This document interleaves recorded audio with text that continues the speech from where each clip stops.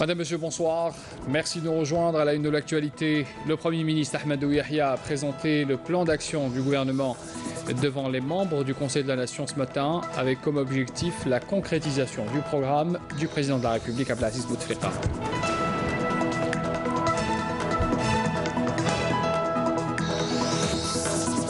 Le général de corps d'armée Ahmed Gaïd Salah, chef d'état-major de l'armée nationale populaire, a poursuivi sa visite sur le terrain aujourd'hui en 2e région militaire.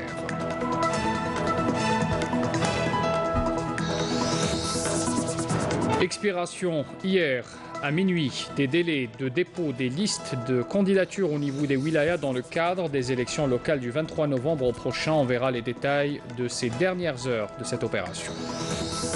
Puis l'université de Saad Dahleb de Blida organise aujourd'hui la première édition de la grande compétition interuniversitaire algérienne en aéronautique baptisée Rokerti. 8 universités de différentes wilayas participent à cet événement. Bienvenue à tous. Le président de la République, Abdelaziz Bouteflika, a désigné le président de l'Assemblée populaire nationale, Saïd Bouhadja, pour le représenter à la cérémonie d'investiture du nouveau président élu de l'Angola, Manuel Gonçalves Lourenço, qui aura lieu demain à Luanda. C'est ce qu'indique ce lundi un communiqué de la présidence de la République. Le Premier ministre Ahmadou Yahya a donc présenté le plan d'action du gouvernement devant les membres du Conseil de la Nation avec comme objectif la concrétisation du programme du président de la République axé sur la poursuite de la politique nationale de développement social. Cette présentation en séance plénière s'est faite sous la présidence de Abdelkader Ben Salah, président du Conseil de la Nation. C'est une séance qui a été suivie aussi d'un débat général qui s'étalera jusqu'à demain. Le plan d'action du gouvernement, pour rappel, a été adopté jeudi dernier à une large majorité par l'Assemblée populaire nationale. Et puis dans son intervention, Ahmadou Yahya a tenu d'abord à rappeler que la politique de réconciliation nationale est un acquis majeur pour le pays, une politique de main tendue qui a permis à l'Algérie de retrouver la paix. Écoutez.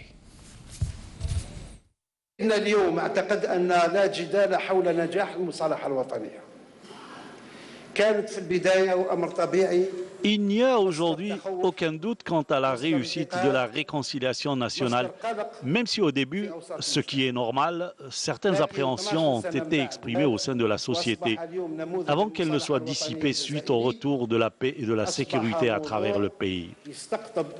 2 années après, l'expérience algérienne en matière de réconciliation nationale suscite l'intérêt de plusieurs pays et organisations internationales qui veulent s'en inspirer.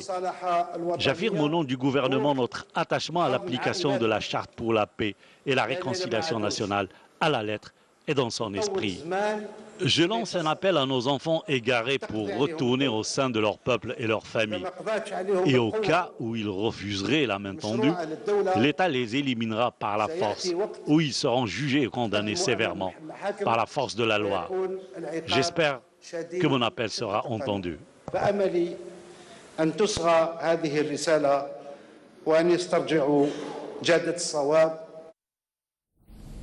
L'aspect économique a été également relevé longuement par le Premier ministre lors de son intervention devant les sénateurs. L'Algérie a fait, dit-il, un choix judicieux en matière de gestion de crise, en misant d'abord sur le remboursement anticipé de la dette, la création de ce fonds de régulation et puis la protection des réserves de change.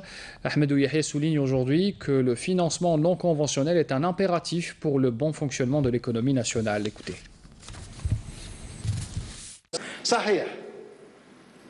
تمكنت الجزائر من الصمود أمام هذه الأزمة طوال 3 سنوات وهذا كان نتيجة قرارات. C'est vrai que l'Algérie a résisté à la crise durant 3 années. Cela grâce aux décisions judicieuses du président de la République, avec notamment le paiement anticipé de la dette extérieure, la création du fonds de régulation des recettes et la protection des réserves de change. Et nous n'avons pas suivi les conseils des experts financiers qui ont recommandé à l'Algérie d'investir dans la bourse. 3 années sont passées et la crise est toujours là. Cependant, grâce encore une fois au président, le gouvernement a eu recours au financement par emprunt contracté par le Trésor auprès de la Banque centrale. C'était un impératif et non une option pour relancer l'économie nationale et maintenir le rythme de développement du pays. Le non-recours à ce mode de financement empêchera le versement des salaires des fonctionnaires et des indemnités des députés. Si ce financement n'est pas appliqué en novembre, cela conduira même à un arrêt total de l'économie. L'adoption de la loi sur la monnaie et le crédit, qui sera présentée mardi devant la Commission des finances et du budget de l'APN, permettra à la Banque centrale de procéder à l'achat direct auprès du Trésor des titres émis par ce dernier pour relancer le rythme de développement économique. Et vous pourrez suivre l'intervention complète du Premier ministre Ahmadou Yahia devant le Conseil de la Nation qui s'est faite donc ce matin. Cette intervention que vous pourrez donc suivre tout à l'heure, après le journal de 20h. Abdelkader Ben Salah a fait également une déclaration lors de la présentation du plan d'action gouvernemental. Écoutez sa déclaration.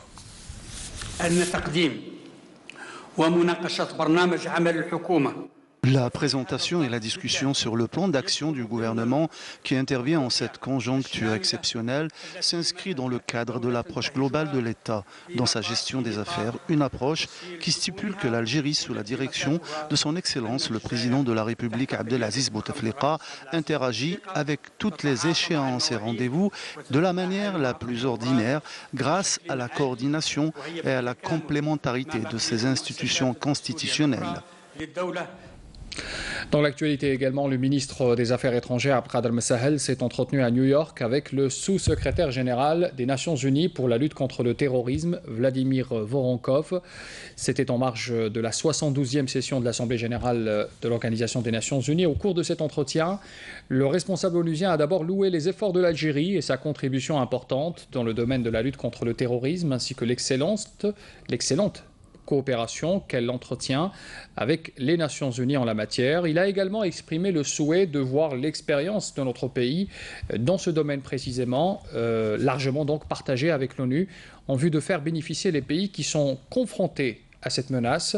Et puis de son côté, M. Sahel avait indiqué que l'Algérie, qui a fait face au phénomène du terrorisme et l'a vaincu avec ses propres moyens, dispose actuellement d'une grande expérience dans le domaine de la lutte contre le terrorisme et l'extrémisme violent. Il exprimait aussi en même temps la disponibilité de notre pays à partager cette expérience comme elle l'a toujours fait par le passé. Abdelkader Ben Salah s'est entretenu toujours à New York avec le ministre des Affaires étrangères d'Iran, Jawad Zarif. L'entretien avait porté sur les relations bilatérales et les questions régionales et internationales, dont celles inscrites à l'agenda de la 72e session de l'Assemblée générale onusienne. Venons-en donc à ce deuxième jour de la visite du général de corps d'armée Ahmed Gaïd Salah, vice-ministre de la Défense nationale, chef d'état-major de l'armée. Gaïd Salah qui avait donc entamé sa visite hier en deuxième région militaire. Aujourd'hui, deuxième visite, toujours dans la même région. On fait le point avec Amel Saïda. Au niveau du champ de tir et de manœuvre de la division et en compagnie du général-major Saïd Bey, commandant de la 2e région militaire, le général de corps d'armée a minutieusement suivi les actions de combat exécutées par les unités engagées. Des actions menées avec un véritable professionnalisme durant toutes les phases, avec des niveaux tactiques et opérationnels très satisfaisants, notamment la parfaite exploitation du terrain et l'excellente coordination entre les différentes unités participantes, contribuant ainsi à la réalisation de résultats très satisfaisants à travers la précision des tirs. À l'issue de l'exercice, le général de corps d'armée a tenu une rencontre avec les éléments des unités participantes, les félicitant des grands efforts consentis tout au long de l'année de préparation au combat 2016-2017, particulièrement lors de la préparation et l'exécution de cet exercice couronné par un total succès pour entamer la nouvelle année d'instruction avec tous ces programmes en adéquation avec les objectifs escomptés par l'armée nationale populaire et conformément aux missions assignées. Les hauts niveaux atteints jusqu'à aujourd'hui par l'armée nationale populaire dans toutes ses composantes et forces sur plus d'un échelon sont le fruit d'efforts productifs, continus, déterminés et loyaux envers Allah et la patrie, laborieusement soutenus durant ces dernières années sous le commandement de son Excellence, Monsieur le Président de la République, chef suprême des forces armées, ministre de la Défense nationale. Donc la preuve irréfutable, voire le témoin du sérieux, de l'application et de l'efficacité des résultats obtenus et sans nul doute le discernement et la compréhension graduelle des impératifs du professionnalisme au sens large pour lesquels nous avons particulièrement veillé à ce qu'ils soient issus de nos authentiques caractéristiques nationales, de notre ingéniosité. C'est en s'inspirant de ces valeurs et en préservant leurs principes fondamentaux que se manifeste l'essence des missions de l'armée nationale populaire, voire même sa véritable raison d'être, c'est continuer avec détermination et efficience de préserver l'Algérie entièrement, à tout moment, quelles qu'en soient les dimensions des défis ou l'ampleur des enjeux.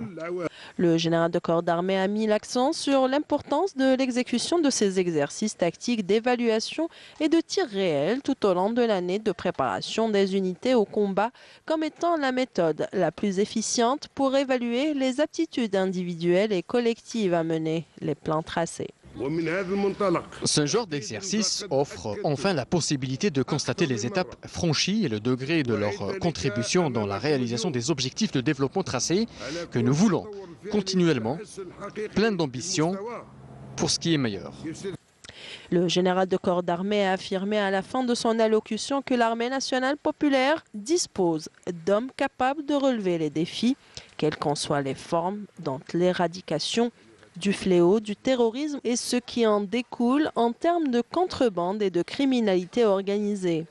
L'occasion a été donnée ensuite aux cadres et éléments de la division pour exprimer leurs préoccupations et pour affirmer leur immuable engagement à s'acquitter de leur mission avec professionnalisme. Le ministère de la Défense nous informe ce soir que 2 narcotrafiquants ont été arrêtés hier à Mostaganem par un détachement de l'armée nationale populaire qui a également saisi 2 kilos de sang de cocaïne. On apprend par ailleurs que des gardes-côtes ont intercepté à Annaba et à Al-Qala 32 personnes à bord d'embarcations de construction artisanale, tandis que 48 immigrants clandestins de différentes nationalités ont été appréhendés à Bachat, Tlemcen ou encore Saïda.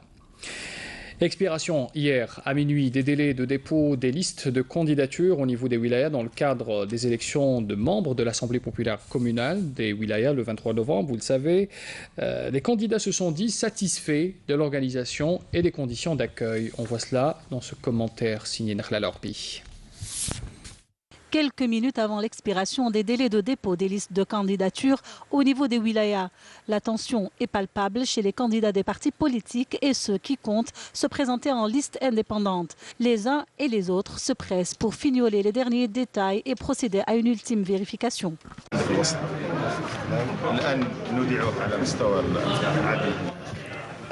Tout s'est bien passé. Le traitement du dossier n'a pas pris beaucoup de temps. L'organisation est parfaite. Tout est disponible. Toutes les conditions humaines et matérielles sont réunies. L'organisation et l'accueil sont parfaits. L'opération s'est en outre déroulée sous la supervision des membres de la haute instance indépendante de surveillance des élections et d'un huissier de justice. Nous sommes sur le point d'élaborer un PV de clôture par un huissier de justice. Ça s'est passé dans la transparence et dans des conditions ordinaires. Nous n'avons relevé aucun dépassement. Nous avons pendant 10 jours traité les dossiers tels que stipulés par la loi. Les dossiers incomplets ont fait l'objet d'un refus partiel. Exceptionnellement, nous en avons refusé quelques-uns. Néanmoins, le dernier mot reviendra aux électeurs le 23 novembre prochain. Les travaux de la 4e réunion du comité de suivi du comité intergouvernemental de haut niveau algéro-français ont débuté ce lundi à Alger sous la coprésidence des secrétaires généraux des ministères des Affaires étrangères des 2 pays, Nordin Ayadi d'un côté et Maurice Gourdeau-Montagne de l'autre. Les 2 parties auront l'occasion de faire le bilan sur l'état de la coopération bilatérale dans le domaine public, économique et culturel et d'échanger les points de vue sur les questions régionales et internationales d'intérêt commun. Le ministre du Travail, de l'Emploi et de la Sécurité sociale, Mourad Zemmeli, participe aux travaux de la conférence de haut niveau sur les jeunes et l'emploi en Afrique du Nord. Cette réunion est prévue demain à Genève, où se trouve le siège du Bureau international du travail, l'OIT. Un groupe de 108 hadjis pris en charge par le président de la République Abdelaziz Bouteflika est arrivé ce lundi à l'aéroport international Houari Boumediene après accomplissement des rites du Hajj. Les hadjis se sont dit heureux d'avoir accompli le pèlerinage dans de bonnes conditions. Ils avaient bénéficié d'une pension complète lors de leur séjour dans les lieux saints, outre des sacs contenant tous les effets du Hajj. Initiative qui a été donc saluée par ces hadjis dans une lettre de remerciement et de reconnaissance adressée au président Bouteflika.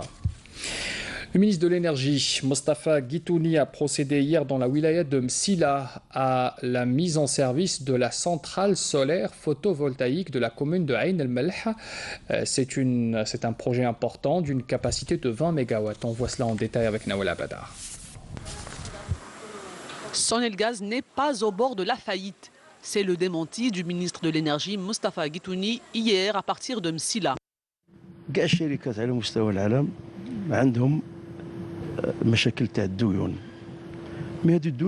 Toutes les entreprises du monde ont des dettes, mais ce sont des créances que nous sommes en train de recouvrer. Ce n'est pas ce qui va nous pousser à la faillite.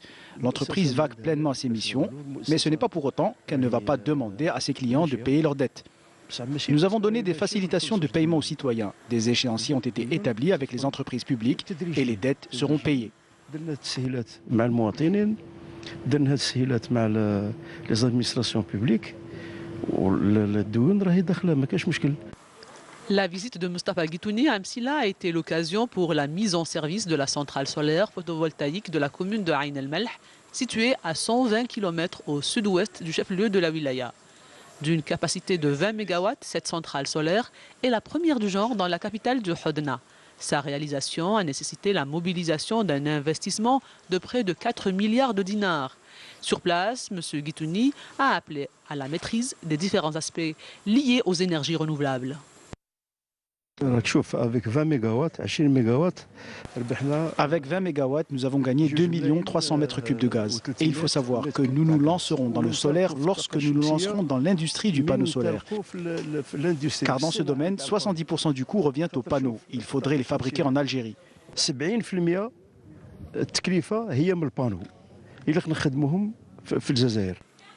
À la société de maintenance des équipements industriels spécialisée dans l'entretien des turbines à gaz et à vapeur utilisées pour la production de l'énergie électrique, le ministre a procédé à l'inauguration d'un nouvel atelier.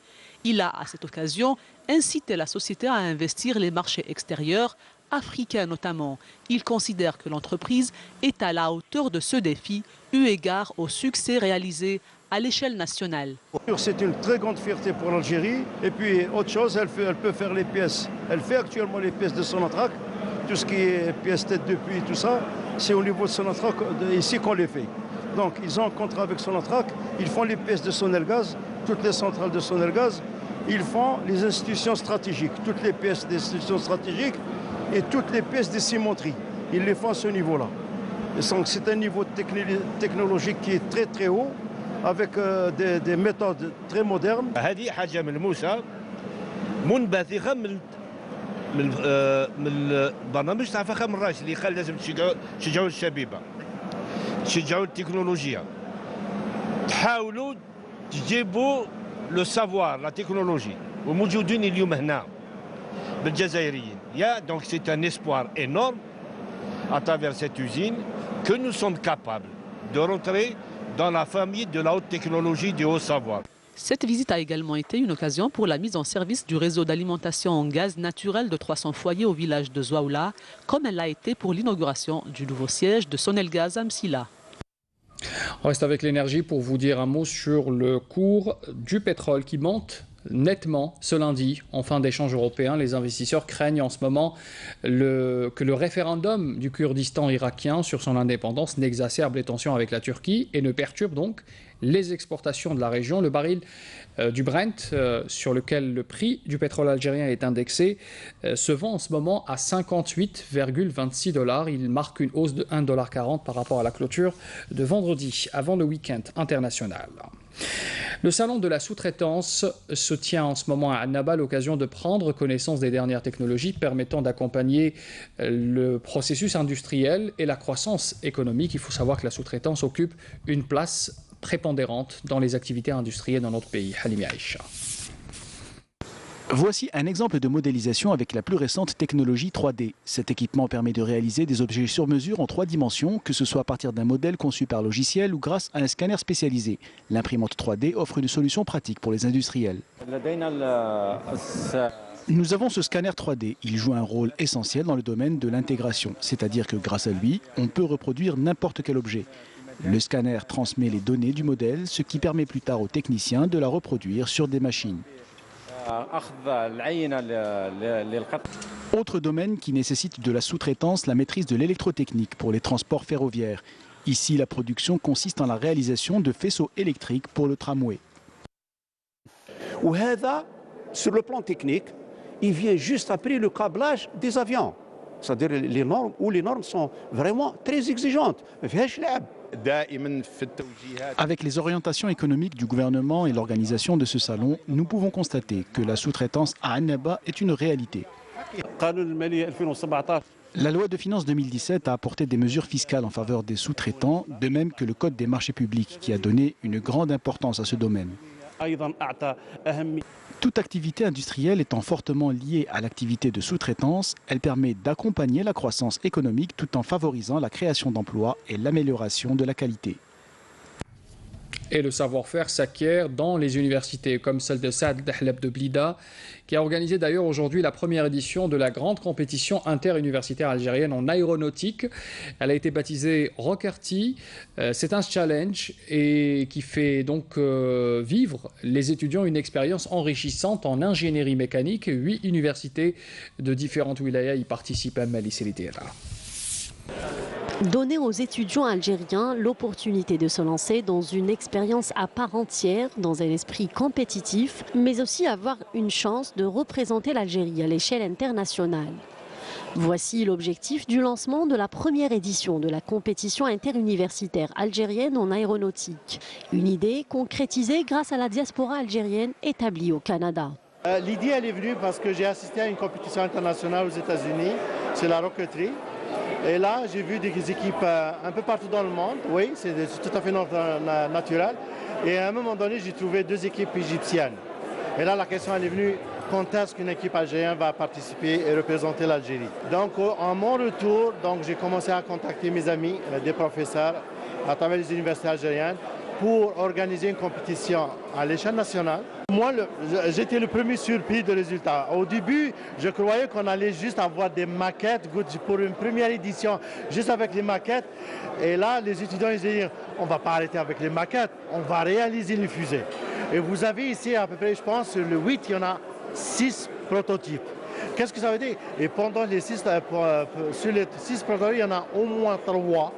Je peux vous le garantir, ils sont aptes à être lancés. Mais c'est sûr, je peux garantir les autorités qu'il n'y aura aucun lancement.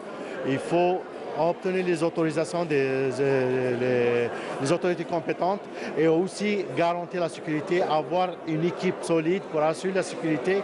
Une fois qu'on va obtenir les autorisations, Inch'Allah, vous allez voir le produit dans le ciel. Issus de différentes universités algériennes, les étudiants sont enthousiastes de présenter les prototypes de fusées qu'ils ont conçus. Ils espèrent aller au bout de leurs rêves et avoir la chance de participer au concours international.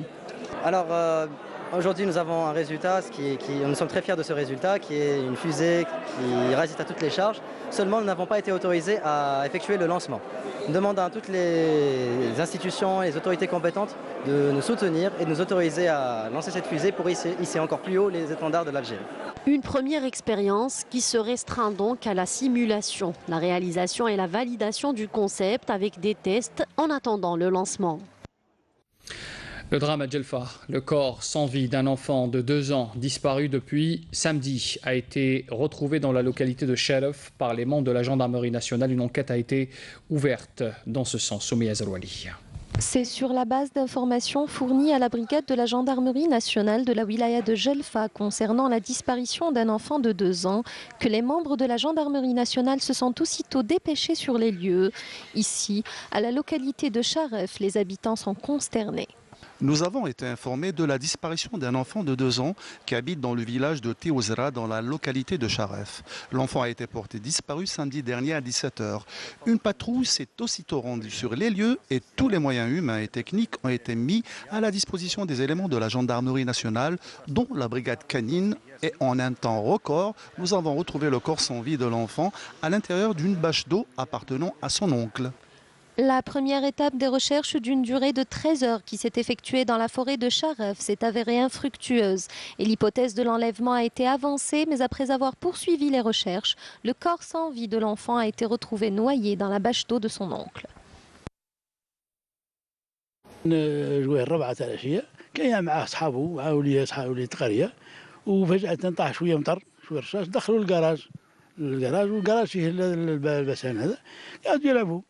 ما فقروا الزراري خرجوا وراحوا وبعد بعد 5 ولا 6 كي جابوا من جلفه خدام عامل يومي في جلفه جاب له شويه ورد وجاب له كذا يحوس على ابن ابراهيم ما لقاش بدا يبعث الجيران الديار كذا ما لقاش وفي الاخير كلم البلديه ودار. Les membres de la famille du défunt ont vécu les pires moments de leur vie 2 jours durant. Reste que cet accident n'aurait pas eu lieu si la vigilance était de mise. Une nouvelle initiative culturelle est née dans la wilaya de Tbessa, dans l'est du pays. C'est un nouveau rendez-vous qui vient s'inscrire dans l'agenda des événements cinématographiques nationaux. Ciné Tevest, c'est son nom, et ça concrétise donc ces journées nationales de cinéma à Tbessa. Yasmine Choueikha. Une nouvelle initiative a vu le jour. Un festival de cinéma dans la wilaya de Tebessa, ou les Ciné Tevest. Des journées répondant aux besoins de promouvoir la culture nationale et plus particulièrement son Sétémar. C'est une occasion de réunir l'ancienne génération de cinéastes avec l'actuelle pour qu'il y ait une interaction entre les 2 générations. Nous avons ouvert le champ à une participation nationale afin d'enrichir l'édition. Les projections de ces journées cinématographiques sont suivies de séances débats confrontant les cinéastes à leur public et aux spécialistes du métier. Je participe avec un court-métrage. J'ai déjà participé à des manifestations nationales et internationales avec le film La Boîte. Et j'espère que cette première édition contribuera à relancer une dynamique cinématographique dans la wilaya de Tebessa.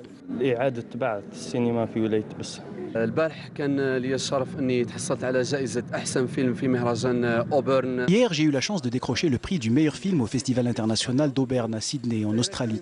Nous sommes venus directement aux Journées nationales Ciné Tevest, ici à Tebessa, pour participer et enrichir la culture algérienne. Le plus important, c'est l'idée. À quoi pense le jeune Algérien aujourd'hui? Nous avons assisté il y a un petit moment à la première projection de cette édition, un film qui parle d'une prison, mais que représentent ces prisons? C'est Facebook, ou comment le jeune peut s'emprisonner lui-même. Et ça, c'est une réflexion de haut niveau, c'est ce qui importe le plus. Les Ciné Tevest, des journées qui tendent à s'implanter d'une manière pérenne sur la plateforme audiovisuelle algérienne, en devenant un rendez-vous annuel qui promeut la production cinématographique nationale. Un rappel des titres avant de vous quitter. Le Premier ministre Ahmed Ouyahia a présenté ce lundi son plan d'action du gouvernement devant les membres du Conseil de la Nation avec comme objectif la concrétisation du programme du président de la République Abdelaziz Bouteflika. Le général de corps d'armée Ahmed Gaïd Salah, chef d'état-major de l'armée nationale populaire, a poursuivi sa visite aujourd'hui en 2e région militaire.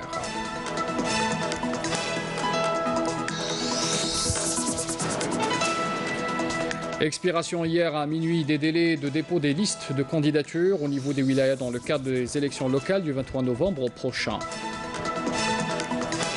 Puis l'université de Saad Dahleb de Blida a organisé aujourd'hui la première édition de la grande compétition interuniversitaire algérienne en aéronautique baptisée Rocket Rail. 8 universités de différentes wilayas y participent. Fin de ce journal, merci de l'avoir suivi. Pour l'information, retrouvez tout à l'heure Khaled Khalfaoui pour le journal de 20 h. Demain à midi, Amina Zahouf. Je vous retrouve à 19 h.